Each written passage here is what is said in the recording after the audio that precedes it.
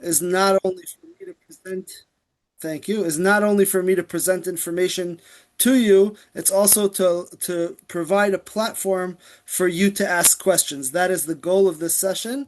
The goal of the session is to get you to ask questions on not only the material that I'm going to cover now, but also on any other post Aliyah related matters that you have questions on, and those will wait until the end of the session. So what we're going to do is we're going to start with a I hope not too long presentation. Hopefully I'll be able to cover it within about 20 to 30 minutes. And then at that time, we'll open up to questions and so on, depending on the questions we get throughout. So before I begin, I'll introduce myself. My name is Nata Katz. I am the director of the Post Aliyah and Advocacy Division at Nefesh B'Nefesh. I am very honored to be here with you today. I see some familiar faces, and I'm sure that lots of your names are more familiar to me than your faces, but I'm happy to be here with you, and I hope that you learn a lot throughout the session. I'm just going to pull up my presentation and we will begin.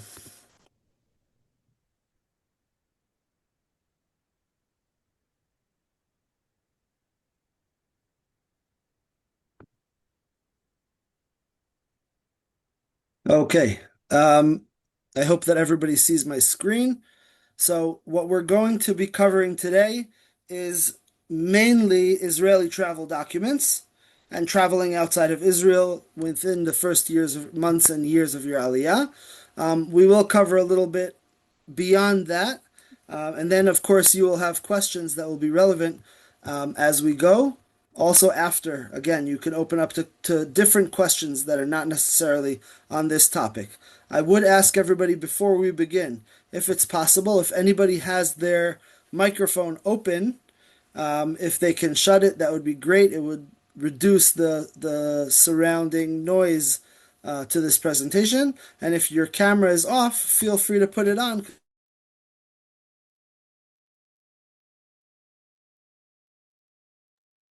Nata, you are Sorry, muted. yes, I'm unmuted. And obviously, if you don't feel comfortable, that's fine. But we do like to see who we're talking to, just as you see us talking. So I'm going to begin. Okay, so first of all, this is one of the hot topics and questions we get all the time. So just to give a note before this, the Post Aliyah Advocacy Team's goal, or in other words, NBN Answer's goal, is to be here to support you throughout your initial steps in Israel and throughout the first years in Israel. We have a hotline called NBN Answers that is available from Sunday to Thursday, 9 to 5. You're welcome to call in or email in any questions that you may have. And call in with any issues that you may have that we can help you with as well. One of the questions we've been getting recently, more than others, is regarding this directive from the Population and Immigration Authority that allows to travel on a foreign passport throughout. Now it has been extended to March 31st, 2026. At the end of every year, when they are considering extending or canceling this regulation, we get lots of questions on it. And this year, unfortunately, they extended it as of right now until March 31st, 2026. And we don't know to say what will happen when we get closer to March, but at that time we will be in touch with the ministry and we will do our best to get answers. I'm sorry, I have a little tiny technical difficulty. I'll be back in just 1 second.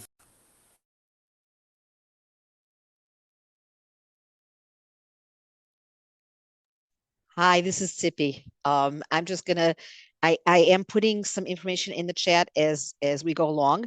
You can all expect an email with a link to the recording of this, as well as the presentation and some important links that we're sharing throughout. So you should be, if possible, as Data said, focused on the presentation now. And don't worry about copying down those links because you'll get them in an email in 2 to 4 days. Not I was just taking Thank you, advantage of Tippy. the lull. Appreciate it. So, what does this mean?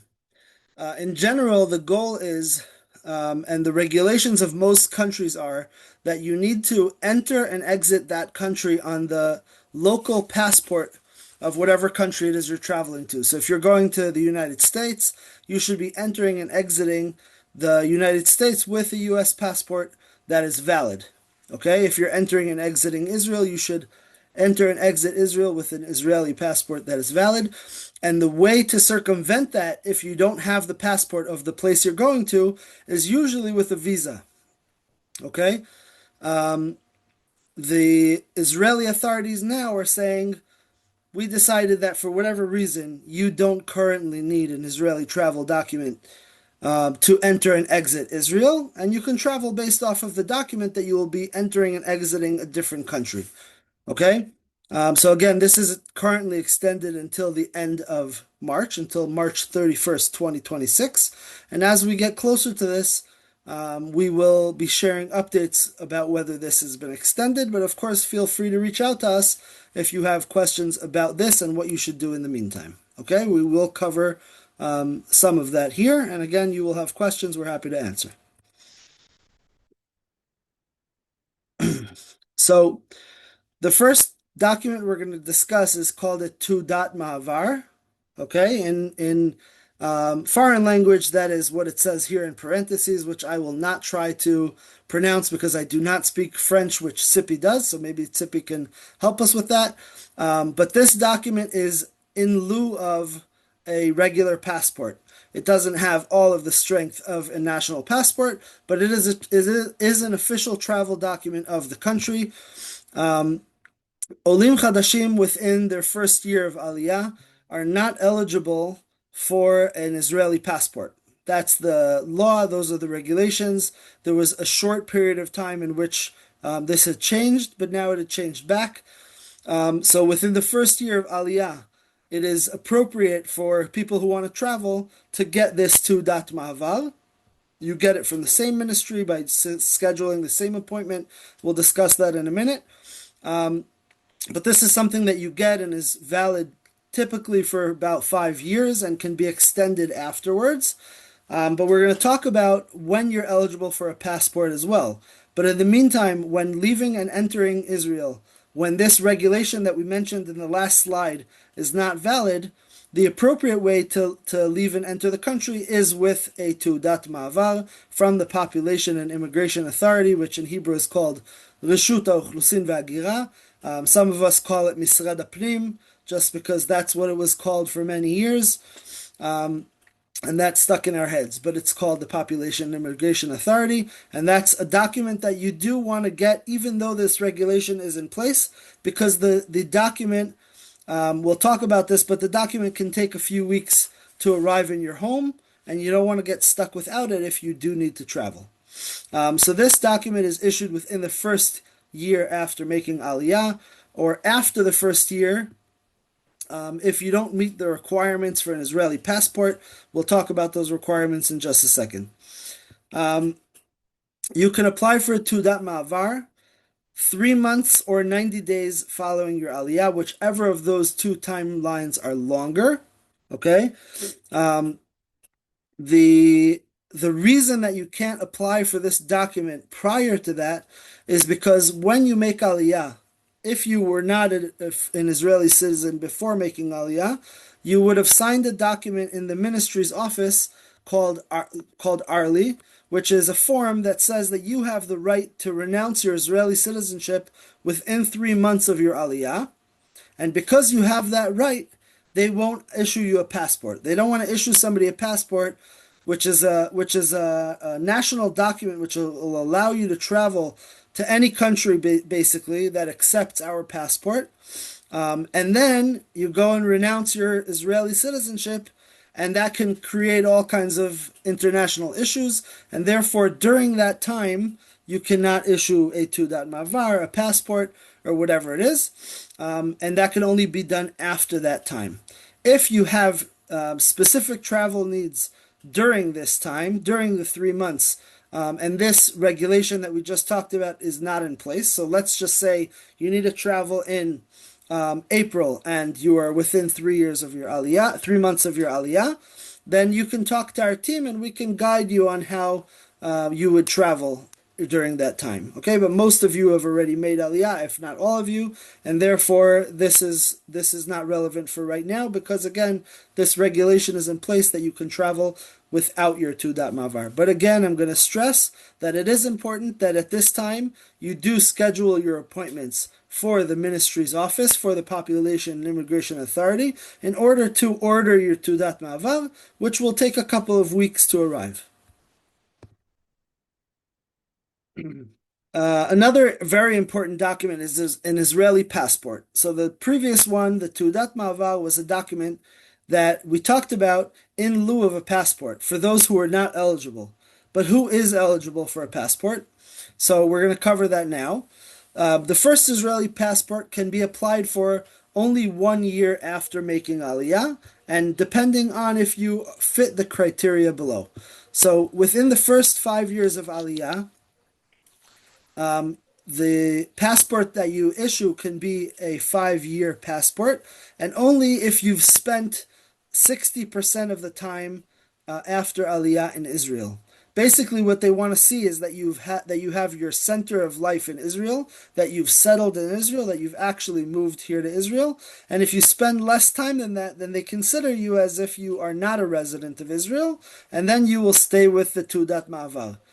Even if you have a Tudat Ma'avar, it doesn't mean you're less of a citizen or you're less worthy of the services of the ministry. It just means that during that time, they're giving you sort of a document that will allow you to enter and exit the country, but they're not giving you a full passport, which can have other ramifications as well. So again, if you are here 60% of the time from your Aliyah, then you can then, after 1 year of Aliyah, apply for an Israeli passport. After the first 5 years of your Aliyah until the 10th year of your Aliyah, as you can see in the second bullet point, passport with a validity of up to 10 years instead of 5 years can be issued if you've spent at least 36 out of 60 months in Israel. Okay, so we and the ministry, all of the government officials understand that people don't necessarily move to a new country and just stay there forever. Sometimes people travel, they have family smachot, they have other business arrangements to attend to, or you have to go back and settle things about selling your home or closing your business or whatever it is. And some people travel for work as well. So there are commuters and people are going back and forth. But as long as you are here more than the 36 months out of the 60 months or the 60%, in either of those time frames, you can see that you will be eligible for an Israeli passport under the conditions that are listed here. If you don't meet the required time spent in Israel, then as I mentioned, a Tudat Ma'avar will be issued to you instead of a passport. Again, that is a document that will be used for entering and exiting Israel only. The Tudat Ma'avar cannot be used in foreign countries in lieu of a passport to circumvent the need for a visa.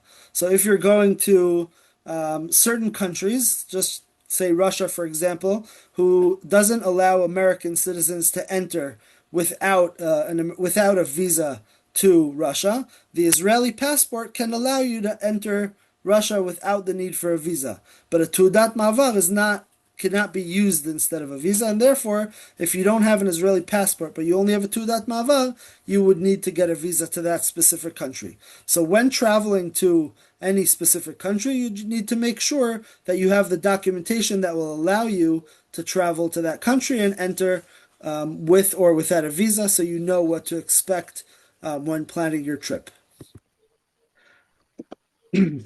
Some general information about the acquiring of a passport. So appointments are booked on a government website called govisit.gov.il. That's something that you can plug into your computer, and you can see there are a few ministries that you can schedule appointments for on that website. They used to be on a separate website called My Visit, which some of the ministries still are on, but this is the website that is used to schedule this appointment. Again, the ministry you're going to is called the Population and Immigration Authority, in Hebrew, Reshut HaOchlusin VeHagira. It has like a little colorful Magen David icon. and you will need to schedule a separate appointment for each applicant. So if you're a couple going to schedule to issue two passports, you need two separate appointments that can generally be booked together. If you're a family with multiple people, you need to schedule multiple appointments. Sometimes that can be difficult if there's a family with lots of children, or if you're only able to find one appointment at 10 o'clock in the morning and one at 12 in the afternoon and one tomorrow. In those instances, please reach out to our team, and we're happy to help you try and find appointments that can fit the needs that you have in the location that you're looking to schedule. Discounted fees are available when paid online. Okay, there are specific rates for winter, which are valid now. So if you pay for your documents now on their website, but anywhere between November 1st and February 28th, so during this time period, if you pay online, you can get a discount of about 100 shekels, which is a nice savings, especially if you're paying for multiple passports. If you pay in the office, you don't get that discount. It's only for paying online. And the discount during the summertime, when they have more interest in their appointments, is less of a discount than it is if you do it during the winter time. So anybody here that hasn't yet paid for their Tudat Ma'avar or passport, I recommend that you do that in the near future. And once you pay, you can use that payment until April 30th. So if you schedule an appointment, not immediately, okay, but in the next month or two or three, you can pay now, and you can use the payment that you paid now for the appointment that you have in the future, as long as it's before April 30th. The shipping method or delivery method of the passports is done through a company called HFD. Basically, you'll get tracking information sent to you. You'll get a tracking number from the ministry when you're at your appointment, and then you'll be sent information by SMS or by email in order for you to be able to track the passport when it should arrive.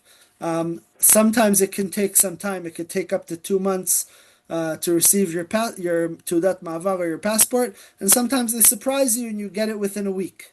It's happened before, but it usually takes a little bit longer than that. And the tracking information will only be available once that document is already issued. So if you get the tracking information and you see there's no information available on the site, then you might need to wait a little bit more until they put the information in the system. If you need more information about any of the information discussed on this slide, you can go to our article, and this is a good place to mention. Lots of information about your Aliyah and life in Israel are available on our website. We're on top of our website. We update things all the time.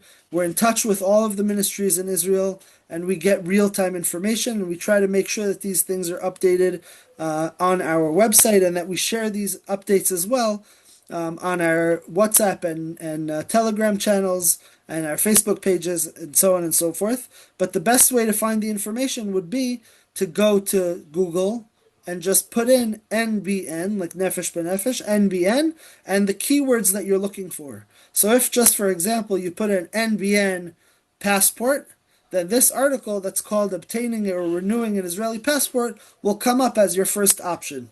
Okay, so same goes for any other topic you're looking for, NBN and the keywords you're looking for, and that will give you the information you're looking for. So if you want to hear more, read more about the information on this slide and the previous slides, you can go to our passport article and you can read about it there, and obviously you can reach out to us and ask us questions about it as well.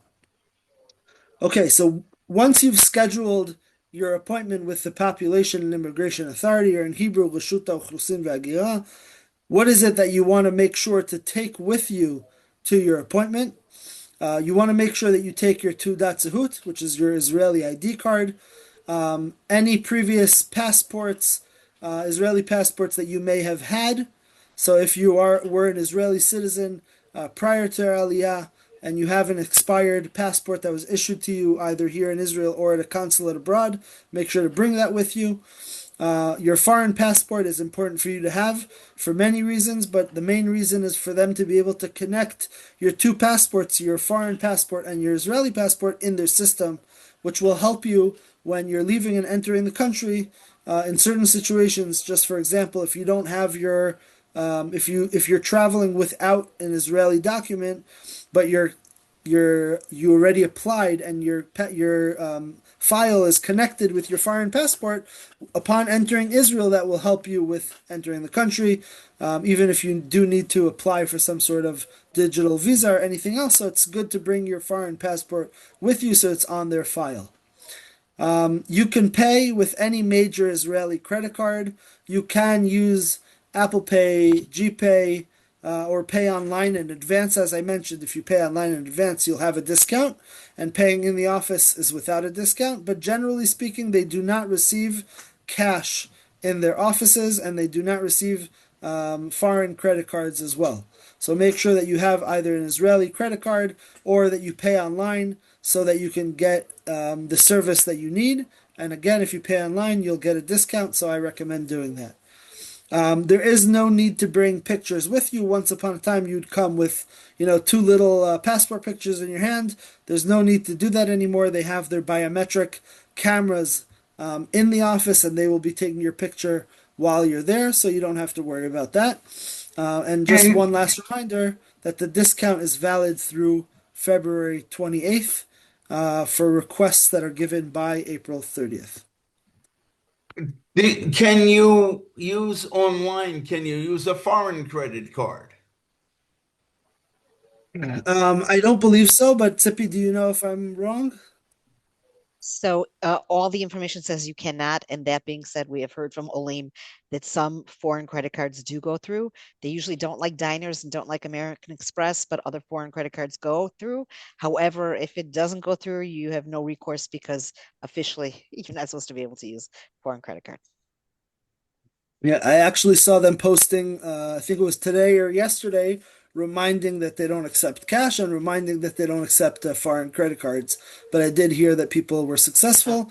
And if that doesn't work, you can always find friends or family who will pay for you, and you'll just sort of reimburse them for the payment that they've done for you. Yeah, we just have a comment put in by somebody that they use their American Visa card. Again, we hear that from Olim.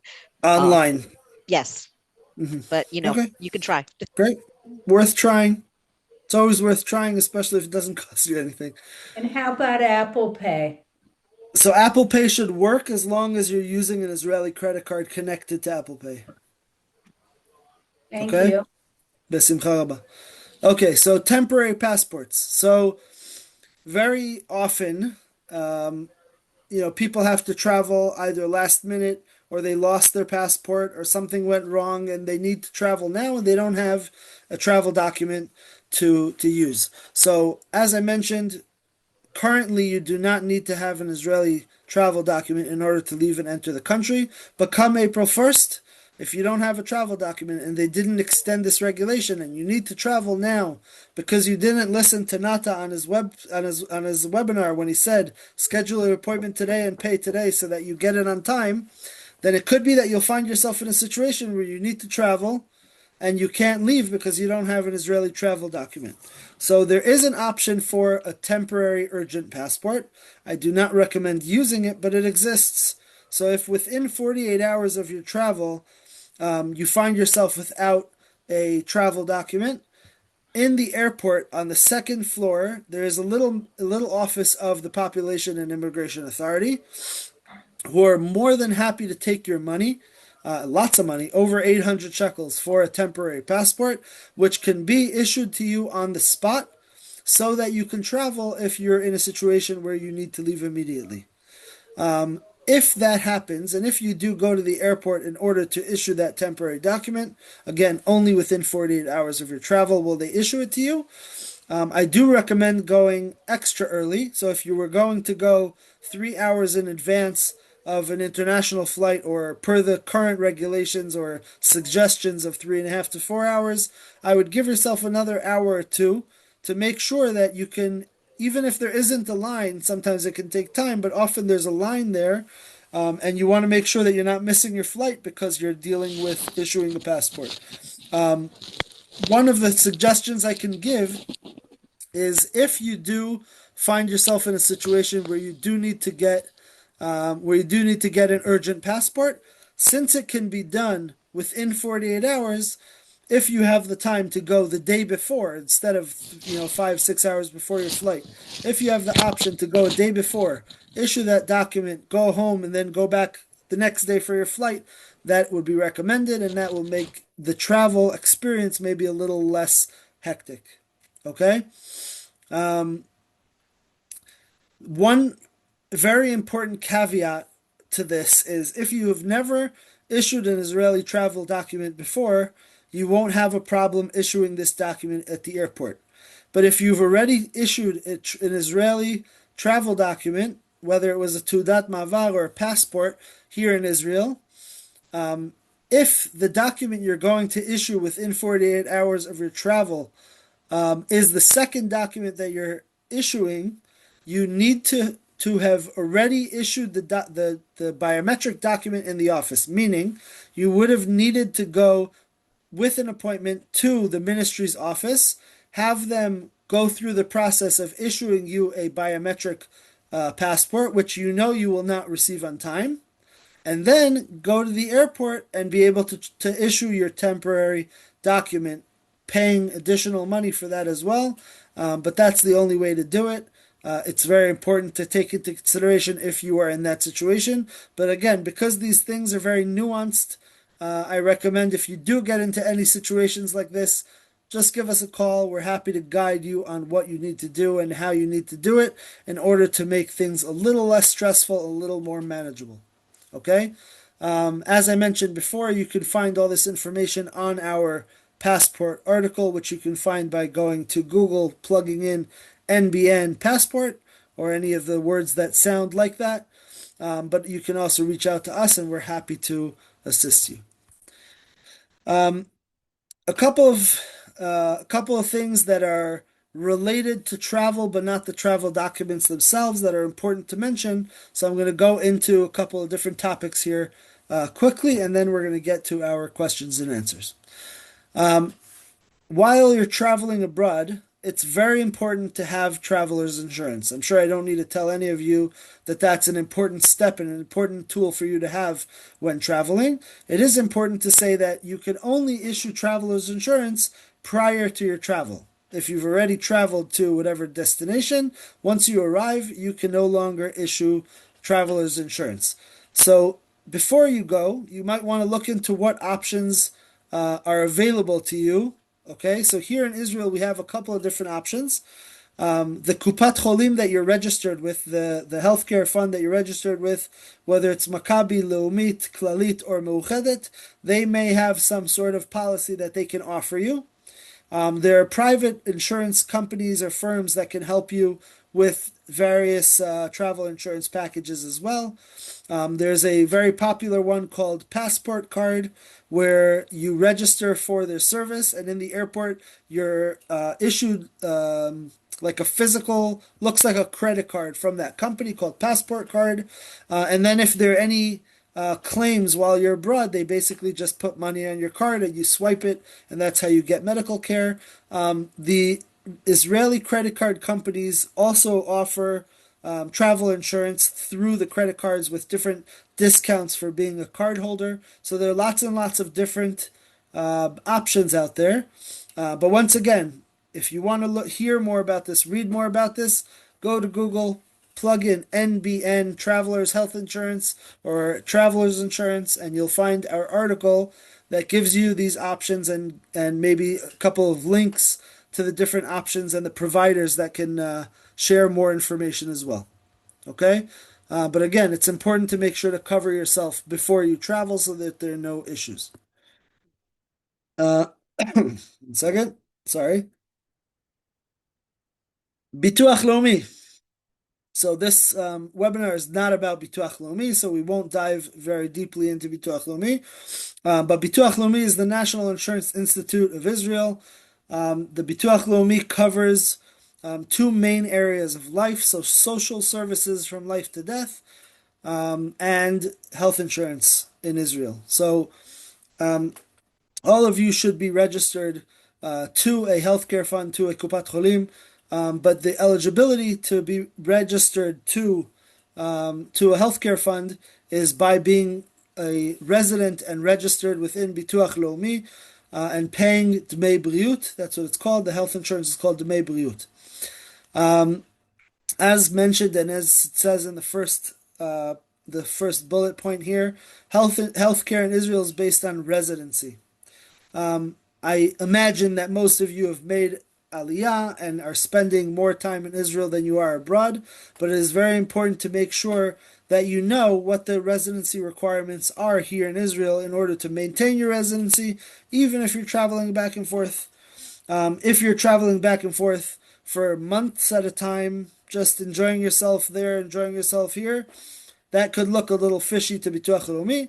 If you're traveling for a bar mitzvah and then you come back and you're here for a few months, then you travel for a business meeting and then you come back for a few months, it looks less fishy to them and it looks like you're actually living here. So the goal is to be able to show Bituach Leumi that your center of life, and this is the key words are center of life, that your center of life is here in Israel and that when you're traveling abroad, those are visits to family, to whatever requirements you have for traveling. As it says, Bituach Leumi examines several criteria when determining one's center of life, not only time spent in Israel or outside of Israel, but also if you're working here, if you have family here, if your home is here, if you sold your business abroad, and so on and so forth. So when traveling, it's always important to keep in mind what your travel could look like to Bituach Leumi so that you can maintain your residency here in Israel, and with that, your healthcare insurance. The time that you spend abroad, again, can affect your residency, but depending on how often you travel and for how long and so on. But usually also during the first year of Aliyah, they're looking at you maybe a little more closely because when somebody joins the healthcare system for the first time after making Aliyah, they don't give you any limitations. Even if you have previous existing conditions, they just open the system up to you, and they want to make sure that people are not taking advantage of that, and therefore they're looking at your residency and making sure that you're actually intending to stay here. So our recommendation when you're traveling abroad, especially if you're traveling abroad for an extended period of time, which I'll call a month or more at a time, then we recommend that you write to Bituach Leumi explaining, and it says here also it's a preemptive measure, does not guarantee or prevent residency from being canceled, but we recommend that you reach out to Bituach Leumi by writing up a letter or an explanation of why you're traveling and when you intend to be back. And there's on the Bituach Leumi website, there's a page where you can upload a form to them. And the other option is if you've logged in to your online Bituach Leumi account, which I recommend you all do.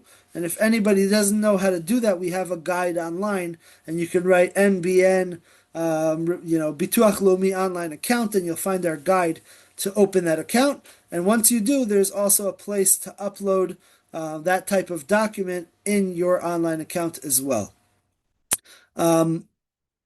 Again, this doesn't guarantee anything, but it does give Bituach Leumi the information in advance. So if they decide that they're looking at your file and they say, you know what, this person disappeared for a while. Are they here? Are they not here? They'll see that they have a letter on file that explained already why you're traveling and for how long. Okay, so that's just important information to keep in mind. Again, if you have questions, hesitations, reach out to our team. So I'm going to cover just a couple of Aliyah benefits while you're traveling abroad. These are things that it's important to keep in mind when you're traveling abroad. During the first months or years of your Aliyah, there may be a variety of benefits that you are eligible for or receiving that can be affected by traveling outside of the country. And it's important to keep them in mind in case you want to make sure not to lose any of the benefits that you earned. So first of all, Sal Klita. Sal Klita is a cash benefit that's given by Misrad HaKlita, the Ministry of Aliyah and Integration, within usually the first 6 or 7 months of your Aliyah. any travel within that time frame can freeze your Sal Klita payments. And when you return and you're here for at least 14 days, then that payment will be reinstated and you'll receive the payment in the next payment cycle. But it's just good to know that if you travel, it will stop, and if you return, it will be reinstated. Rental assistance payments are payments that are paid from your seventh month of Aliyah for 2 years. And those payments can stop if you travel for a consecutive 2 months or more. And again, they can be reinstated when you return, but it's just good to know because sometimes you travel and you return and you suddenly notice that payment stopped and you don't know why. So keeping it in mind in advance and knowing that can be reinstated can sometimes just help us know what to expect. Dmei Kiyum is an income supplement payment from Misrad HaKlita for those who are not working within the second half of the first year of Aliyah. So the first 6 or 7 months you're receiving Sal Klita from Misrad HaKlita, from the Ministry of Aliyah and Integration. And during that time also you're not paying for your healthcare contributions if you don't have income.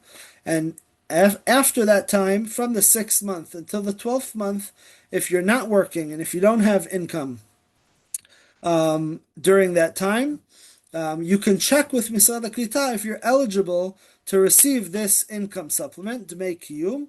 And if you are receiving this Dmei Kiyum payments, just keep in mind that when you travel, the days that you're abroad will be reduced from the payment that you receive.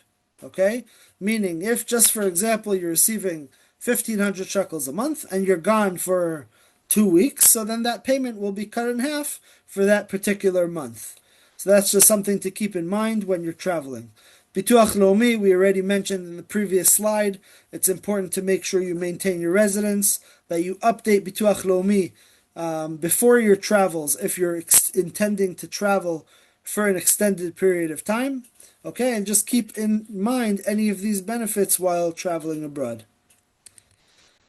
And with that, I have ended my long schmooze about travel documents and information about traveling within your initial period and first few months of Aliyah.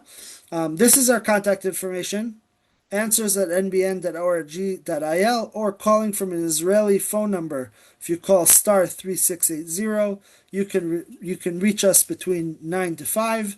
And we try to answer our emails also with that throughout the day beyond our work hours as well. If you haven't yet been in touch with us, feel free to give us a call so you can hear what services we can provide, how we can help, and if you have any issues, questions, so on, we're here exactly for that. And lastly, I'd just like to say we have if anybody's on Telegram, and if not, then on WhatsApp, we have a WhatsApp channel. You can search for NBN Answers. And from time to time, we share important updates. So, for example, the first slide here was about the regulation that's been extended for traveling abroad. One of the first places we shared that was on our WhatsApp channel. So I recommend you follow there. So as we were going through this presentation, I see that there are over 100 messages, 150 messages here that I'm sure that lots of them have been covered by Tzipi and by Zev while we're going through this session. So Tzipi, as you've been going through, are there any specific questions that you see have been repeating themselves that I can cover? Yeah, I can cover it, you can cover it. So there seems to be a question or confusion. When do I use my Israeli travel document? When do I use my American or Canadian travel document? And I wrote the answer in, but I want everybody to be clear. Is it okay if I go with it, Sure. Nata? Yeah, of course. Okay, so as Israeli citizens, you now need to travel in and out of Israel using your Israeli travel document. The only caveat to that is the first 90 days when you cannot get one, okay? That is how you legally travel in and out of Israel. There is the temporary protocol. You can use your American or you can use your valid foreign passport. It has nothing to do with being an Oleh. It's true of any Israeli citizen, and that was extended right now until March 31st. But in general, as an Israeli citizen, you need your Israeli travel document to enter and exit Israel. The same is true of the US and Canada, and I don't want to go out too far on a limb, but I know it's true of European countries and perhaps everywhere. If you're a citizen of another country, and you're entering and exiting that other country that you're a citizen of, you have to use your travel document, your passport of that country. So, yes, if you are traveling to the US, you're a US and an Israeli citizen, you travel with two passports. I wanted to make that really clear, okay? I just want to add to that, Tippy. Thank you for that. I want to add one of the first questions we got that I intended to cover throughout this presentation, which I will jot down to myself to add to this presentation, is what is an Ishur Yetziah? So I'm going to mention what an Ishur Yetziah is because I hope that the person that asked is still here, but also it's important for others. An Ishur Yetziah is a one-time approval to travel on a foreign passport. So right now, as we said, there's a regulation until March 31st. You don't need anybody's approval to leave or enter Israel without an Israeli travel document. But say that regulation wasn't in place, you need to travel today and you don't have time to issue a passport. So the ministry, when you go to the ministry in order to issue your Tudat Mavar or passport, they can issue you an official document that allows you one-time exit and entry to the country so that you can leave until you receive the document that you've ordered in the mail. So that's something you could get in the ministry's office only.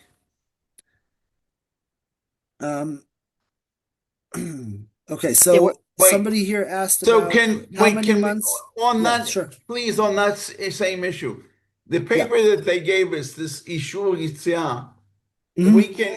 uh, we can use this. We don't need a travel document, just our our American passports, whatever, and that will get us out of the country. Yes, in general, yes, but you can look at the document. Sometimes when you first make Aliyah, usually within the country, they'll issue you that document for 3 months. But if you issue that document at while you're issuing your Israeli Tudat Ma'avar or passport, usually they'll give it to you as a one-time approval, meaning you can leave the country and return within a certain time frame, let's say 3 months. But once you've used it once, you can't use it again. So this document, Ishur Yitzhak, is a one-time usage document? Usually it says on top, Ishur Yetziah Chad Pa'ami al Darkon No, Zar. So if it doesn't no. say Chad Pa'ami, then it should be able to be used during the whole validity of the document. But if you want to send us a picture of it by email, we can take a look at it, and it's hard for me to see on the screen. So Okay, it's if you very want to simple. send It it to us, says we can once, take care of it. it just says Ishur Yitzhak b'darkon zar. That's it. I think they might have Levanti. So changed then it, that not should to, be where, I think they might have changed it. No, there are a couple of different types Mm. of documents. But when did you get that document? 10th of December. When did you get it? When you were applying for your Tudat Ma'avar or when you made Aliyah? When I made Aliyah. You made Aliyah within Israel? Yes. So that makes sense. Okay. So then, yes, No, you should be able wait a to minute. use that What makes sense? through. I am able to use this to get in and out of Israel. I don't need Correct. a Teudat Mavar. During the validity of that document, yes. Okay. Is it Chad Pa'ami or is it more? No, it should not be Chad Pami. In your situation, it should not be Chad Pami. But again, I do recommend that you, when you can, issue a Tudat Ma'avar because that will take time. In the meantime, if you would like to travel, you can use that. But I'm going to remind you that until March 31st, you don't need even that because you can travel on your foreign passport due to the general regulation of the ministry. Meaning we need nothing except our foreign passport to travel. But Correct. until I March do recommend 31st. taking that with you. It's always a good idea to have proof of being Okay. an Israeli citizen, but you Yeah. don't need it until after March 31st. Okay? So you have a foreign passport and this document, and that is all, Yep, right? Thank you. correct. Thank you. Besimcha rabba. Natsa, Yes. there's been questions and a little confusion, like timeline. By the way, if Wait, anybody excuse else, me. please, if anybody else has the same document that they made Aliyah from within Israel. It says Rav Pa'ami. Ishur ze, it is a multiple It usage. You don't need. That's what it says on the document itself. that's what you received. That's terrific. I don't know what other people received. Um, so I just wanted to say thank you so much for bringing that up. People have been asking, if I can I apply for my two dot mavar if I don't have my biometric two dot zoot, the whole timeline thing. So, and also to a reminder, if you're applying for the travel documents for your whole family, members of the family, you need one appointment per person.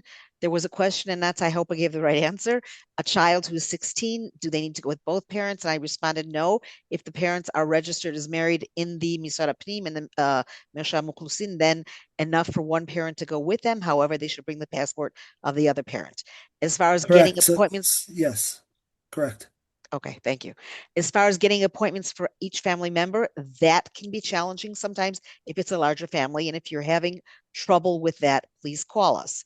If you are having trouble just finding your one appointment, as we said at the beginning, and as Zev typed in, and as was mentioned, you need to be persistent. You can usually find appointments between 7:30 and 9 in the morning, not every day for every office, but if you understand how they work, there are appointments that are opened up manually on a daily basis. So if you go in one day and you see appointments only in 4 months' time, the next morning you might find appointments for same day, next week. So you need to be persistent and try a few times during the day. Again, we're here to help. We don't have a way to make the appointment for you other than look online with you, but we're here to help. You're welcome to call us and we will guide you through it. We will coach you through it and hopefully help you find those appointments that are needed. Um, you can also, since you can only make one appointment per office at a time, meaning if I make an appointment for my biometric Teudat Zehut, I can't make a second appointment at the same office until that past appointment has been finished. However, if the timeline allows, I can actually do both asked to be serviced for both things at once. Make an appointment for you to that mavar, and when you're there, say when you sit down, hi, I also want to apply for my biometric to that zoots. In rare instances, they will say we don't have time for that. In most instances, you would expect them to be able to service you for both those activities, but you should, of course, let them know at the beginning of your appointment so you're not surprising them. They don't want to feel ambushed. Set the stage what you need done, and hopefully they'll be able to do both of those things at once, even though you are only able to make one appointment. Correct. I'll add to that sometimes when they close your file, then in order to open it again, they require another appointment. And it's not that just that they're being sticklers, it's that their system doesn't allow. So as Tzipi said, when you set the expectation in the beginning of the appointment, that can help you with navigating the services that you need. There There are was lots and lots of questions that are rolling here in the chat, and I see that Zev is covering lots of them. But if anybody has there's a additional question questions that, there's a yeah, question about the rental assistance. Now I have to see if I can find it. it Um, scrolled here a little bit before. It was here. Okay. I think I found it. Here. How many months is a rental assistance offered? Is a rental assistance still offered if I am out of Israel for less than 2 consecutive months? Is it reinstated on return to Israel if I'm out of Israel for more than 2 months? So the rental assistance is offered from the seventh month of Aliyah for 2 years. Depending on where you live and your family structure, the payment will be a different amount. You can, again, Google NBN rental assistance and see all this information on our website. But to answer the questions here, if you leave for less than 2 consecutive months, the payments should not stop. If they did, which is possible, please let us know. But if you traveled for less than 2 months, it shouldn't stop. And if you traveled for over 2 months and the payments did stop, when you return, they should be reinstated. And if for whatever reason they were not reinstated, reach out to us and we're happy to guide you on how to update the ministry that you're back. Gary, I see you raised your hand. I don't know if that was intentional, but if you'd like to open your microphone, happy to answer your question. Yeah, it is. It was intentional. Sure. Just wondering if the 60% rule in Israel, a time in Israel in the first year, needs to be consecutive or can it be cumulative? No, cumulative. They Okay. make the calculation only after the first year. Okay, great. Thank you. Uh, yeah, this question has been coming in a few times and it's kind of related. So people are saying, well, once I reach the 60%, or once I reach, should I go and get my Israeli passport? So first of all, it's a totally personal question. The Tudat Mavar, which is called a laissez-passer, is Thank a you. fine is a perfectly legal biometric document that is good for 5 years. You are paying for it, a fee that will make it. It is good for a 5 year legal document. You do not need to switch it to an Israeli passport. Now, I do hear Olim say, "I want that passport," and that's a personal choice. You do not need it. You can use your Israeli the laissez-passer for those full 5 years, the Tudat Mavar. There are a few countries in Africa, I believe, Eastern Europe, that don't take the Tudat Mavar, Russia. but Russia perhaps, but that doesn't matter to us as Americans or Canadians because we have our other passport to use if we need to travel to one of those countries. So if you were to ask me, I'd say, why spend money on another document when yours is good for another 4 years? But that's a personal thing, okay? It is not better, quote unquote, to have a passport over Tudat Mavar for American or Canadian citizens. It's not relevant. Correct. For 90% of you, the Tudat Mavar is totally adequate. And for those of you that it's not, then you can apply for a passport. But to answer the 60% question, they only make that calculation at the end of the first year. And it's not that if you've passed 60% of the year, then you decide to leave, that you can issue a passport. And just Um, wait, yeah. sorry, Nathan, I want you to give this clarification. So then there was a question. Okay, so say I was here for 50% of the year, and then I was here for another 3 months, and I go back into the Misad Pnim in the 16th month.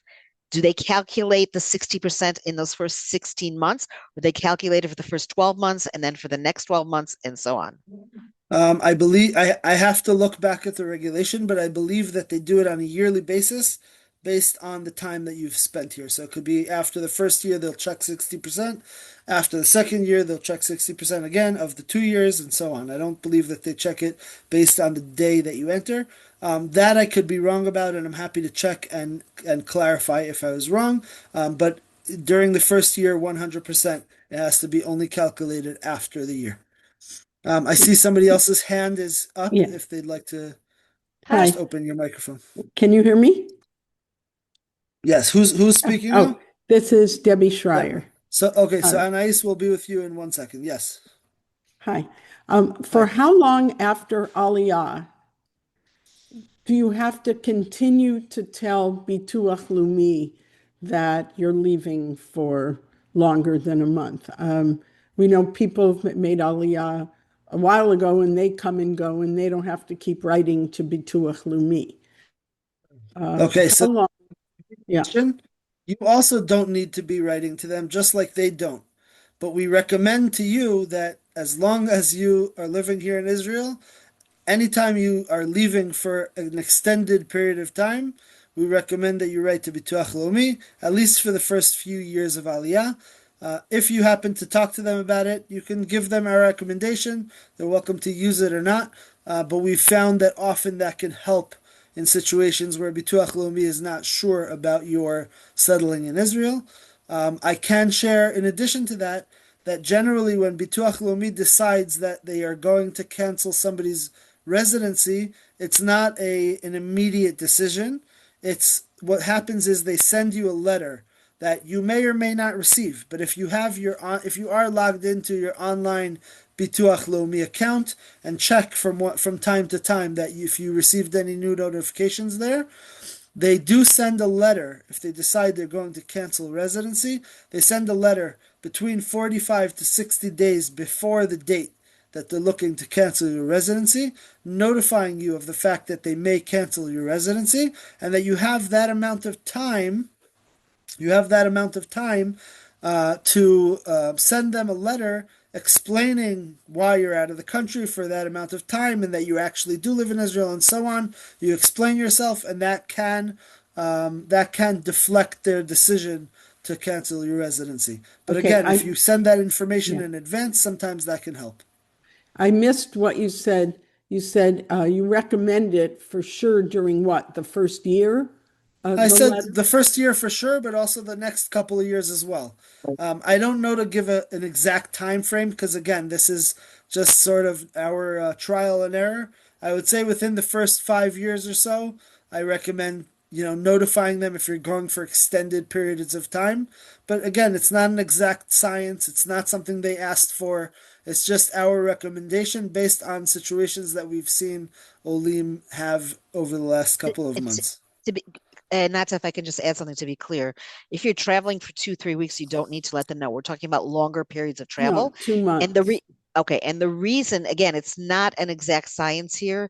And it's Bituach Leumi is dynamic, and we're trying to be dynamic with them and learn with them and have help them understand our NBN Olim's needs, et cetera, et cetera.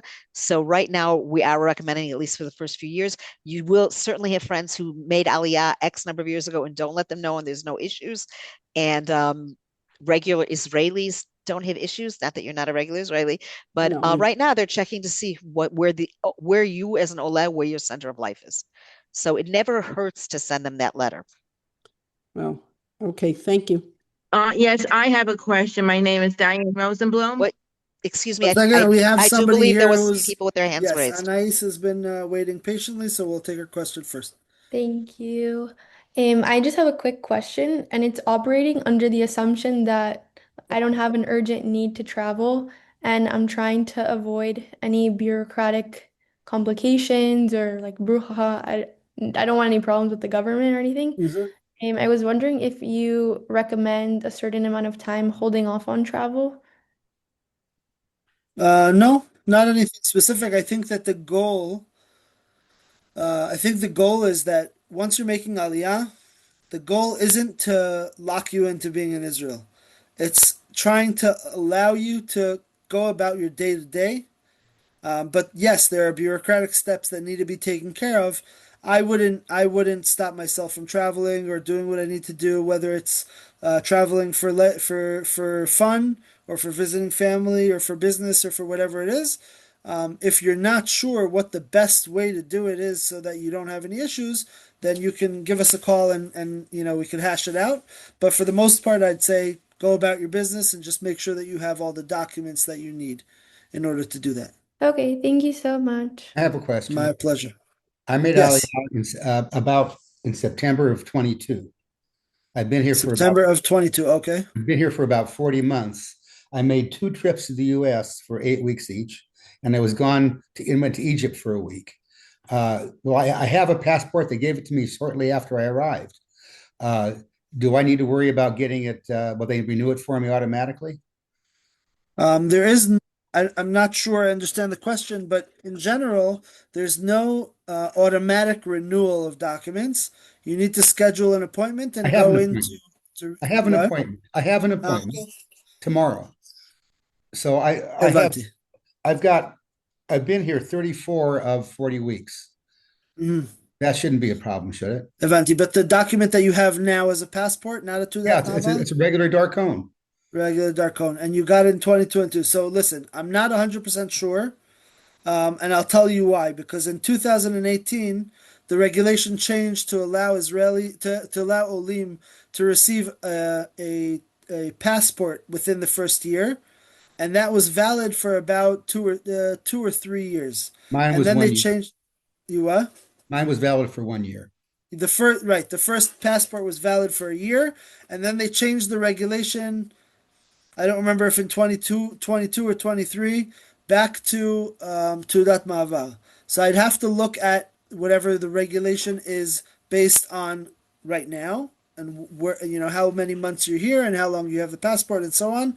It is possible that they'll give you to that Mavar, but I have to look into it before you go to your appointment. So I can recommend that you email us your Aliyah date and when you receive the passport, and I'm happy to check with the ministry before you go so that you can then make an educated decision. Okay. Where do I email that to? To the email that's on the screen, answers@nbn.org.il. Okay, thank you. Uh, Besimcha rabba. my name is Diane Rosenblum. Hi, Dan. Hi. I made Aliyah last December of 2024. and my children live in Israel, and so some circumstances have come up that I had to come back to America. Now, I want to go, I'm going to be going back to visit my children in the spring. And I understand that my daughter had told me that I'm going to have to get one of these documents. Now, I've been trying to get in touch with the Miami consulate, and they don't answer. How do I get in touch with somebody to find out where I'm supposed to go or when or how? What do I do to get these So, documents that I can travel? you're traveling to Israel? Huh? Excuse me? Just remind me when you're traveling to Israel?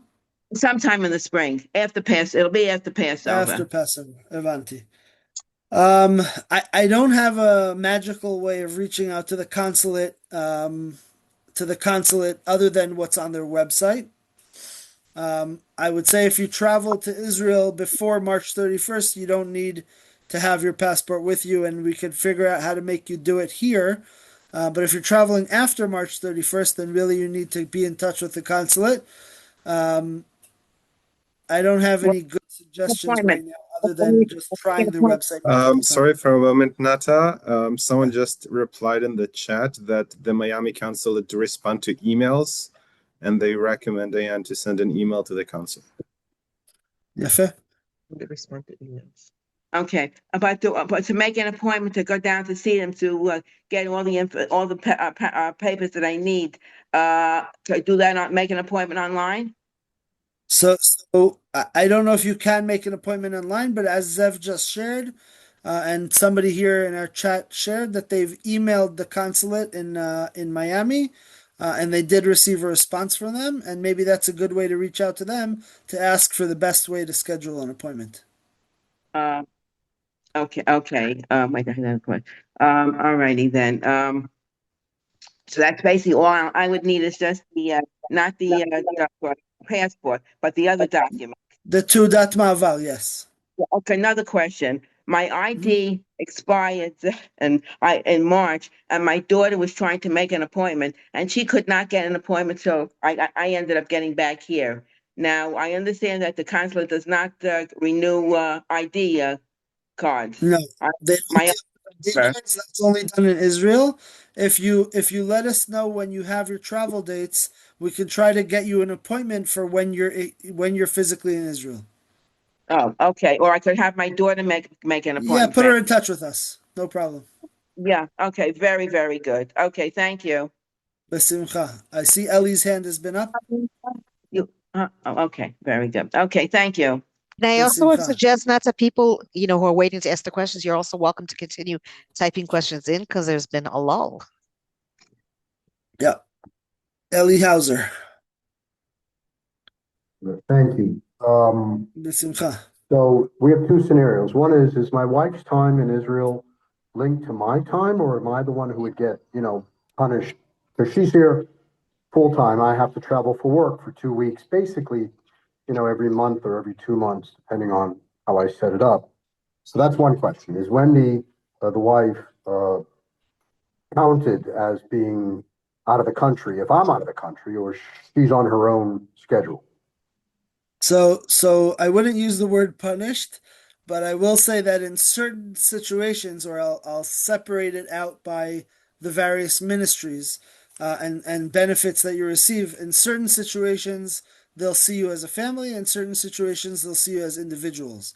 So, for example, for the time in Israel to be eligible for a passport, let's say that's very individual. You're out and in of the country, and your wife has been here, so you're each seen differently.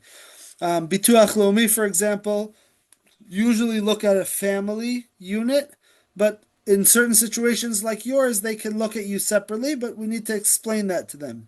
Okay? When it comes to something like Sal Klita from the Ministry of Aliyah and Integration, if you're within the time frame of receiving Sal Klita, for example, then often one person in the family traveling can stop those payments. But there is a way to tell Misrad HaKlita to separate out spouses so that the family that stays in Israel receive the payments on schedule. Okay, so it really depends on where you're at in your Aliyah stages, Okay, if there are important to know. benefits or what you're considering, So what you're looking now into. on Sal Klita, we get, I think, 6 or 7 months And when they suspend it, does it restart because it's for the first 2 years of the Aliyah? The first So, year, I don't so actually the remember. Salklita payments are paid out until the sixth or seventh month of Aliyah. If you return within, meaning if when you leave they stop. When you return, they're reinstated as long Okay, as you're within the first year of Aliyah. perfect. Okay, so the next question is, so the work in and out is kind of like out there, and I wrote you an email. I'm hoping you'll answer me, pointing me to where to go because it's January, which is within the 3 month cycle of March 31st. I think it's in March, leave and return in March, and then it's again in April, which may not be a big enough window to receive the The two semi-passport, whatever you called it. And so I want your advice in the email on how to handle that timing and what I'm supposed to be doing to get that. But the question, there's a different question, which is we were going to go to the Cape Cod, anyway, to the beach for the summer. We helped run a small community there for 3 months, June, July, and August. So we could do this in the email, but that's like, and to your point, it's a second scenario of an extended time period. And I'm kind of okay with suspending the health plan, but I want to make sure that it restarts in September. Right, so I wouldn't say that you should be okay with suspending the health plan because the only way that they suspend the health plan is if they cancel your residency altogether, and we don't want that. Okay? So No. let's I'll keep an eye out for your email, Okay. and you're also welcome to if we don't respond to tomorrow or Thursday, you're welcome to give us a call, but hopefully you'll get an answer by then. I'll take a look at your email tomorrow. Perfect. Beseda, we Thank should you. discuss it not within this forum because it could be very different circumstances than others here. Understood. Thank you for asking. I see Nechama Brenner is waiting to ask a question. Yeah, hi, can you hear me? How, Yes, I can. what do I'm out of the country in New York, the death in the family. I have to be able to tell Bituach Leumi that I'm going to be out of the country for more than a month. How do I do that? Because you cannot access their website or government.l or any of the websites when you're out of the country. So that's a very good question. They have all kinds of phone numbers to use from abroad and so on, but I don't think that's necessary.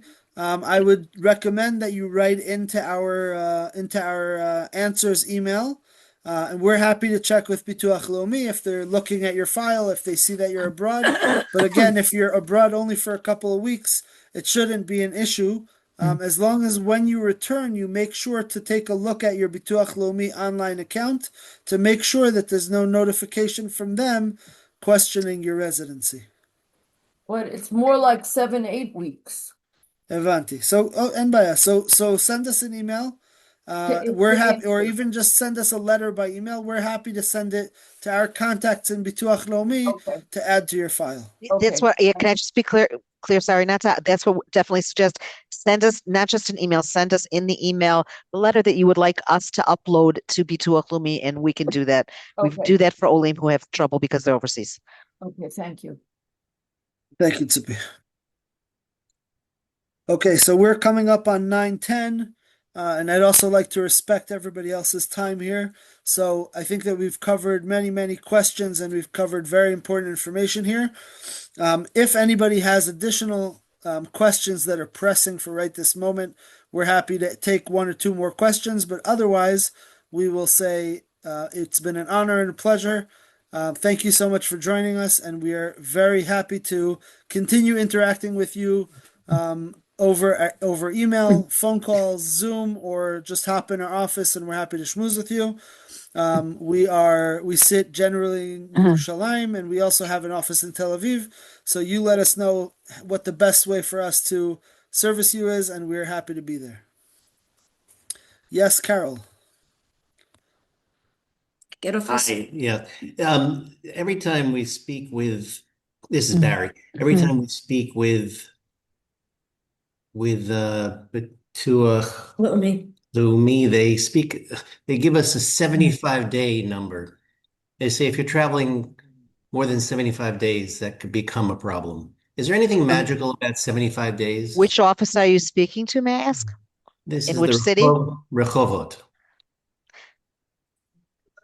And I don't know of a magical any number. So I know that there are people that say 75 and people that say 183 and people that say all kinds of numbers. Are you talking about I, are you talking about if you travel overseas to let them know, or are you talking about being away and losing residency? Being away for more than 75 days could be a problem. yeah. Is that So something I you don't want to know that say? that's again, I don't know that as a magical number, but I'll say in addition to that, that sometimes people have legitimate reasons for traveling for 75 days. And there are two things that are important that I mentioned that I'll mention one more time. One is if you're going to travel for an extended period of time, notify them in advance. And the second thing is make sure that you have access to your online Bituach Leumi account and that your contact information is updated there. I get SMSs, SMS messages sent to me from Bituach Leumi every time a letter is added to my online account, so that I know I don't need to track my account. If they send me a letter saying they're going to cancel my residency or I received money from going to Miluim or Miluim whatever or it is they're whatever it is. sending me a letter. Yeah. Anyway, anytime I get a letter added to my account, I get a notification that I have a letter. If you have that same type of notification or access to your online account, when you return, you can take a peek. If you don't see a letter that says, we're considering canceling your residency, then you should be golden. Okay, thank you. I'm going to remind, if I can remind everybody, not to. So there's lots of questions here that are very I would say personal. They're not personal ishi, they're personal, having to do with your own circumstances. And we want to give everybody a full response. So I'm just going to really suggest give us a call, star 3680, Sunday through Thursday, 9 a.m., 5 p.m., or send us an email at answers@mbn.org.il. Those are the same note. That's the same phone number, the same email, so that we'll be able to answer your questions about your specific situation. The Answers at we're we're gonna do this. Do you want to ask one more question? Please. Harold. Yeah. It's maybe a dumb question you might have addressed. No dumb questions. Yes. How do you log on to Bituach Leumi, having never done this?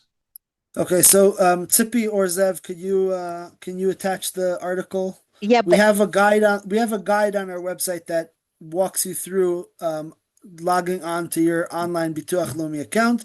But also, if you just go to Bituach Leumi's website, change it to English and click on your personal account or your personal area. I don't remember the words it says. You can log in. You log in by putting in your personal information. And there's a lot of information that's accessible there. Any letters you would have received, any payments you would have received, any debt you have to them, future payments that are waiting for you to pay, and so on and so forth. All of that is accessible on the online account. So I recommend you go onto the link that Zev just shared in the chat. And if you have any questions or need assistance with that, then we're happy to help. Thank you. And you said in the chat?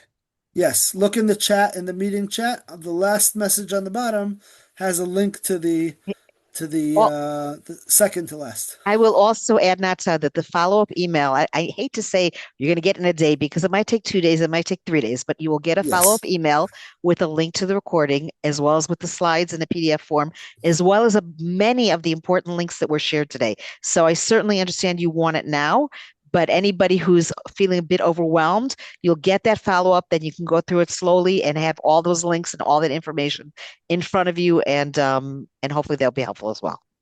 The last message from Zaev here is please contact us at answers.nbn.org.il with the phone number.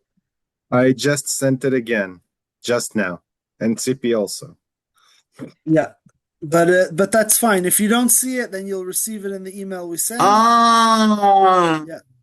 I see it. Thank you very much. Besimcha rabba. Once again, reminding everybody, this is going to be, like Tzipi said, this is going to be recorded and shared with you at a future date, including the slides and links.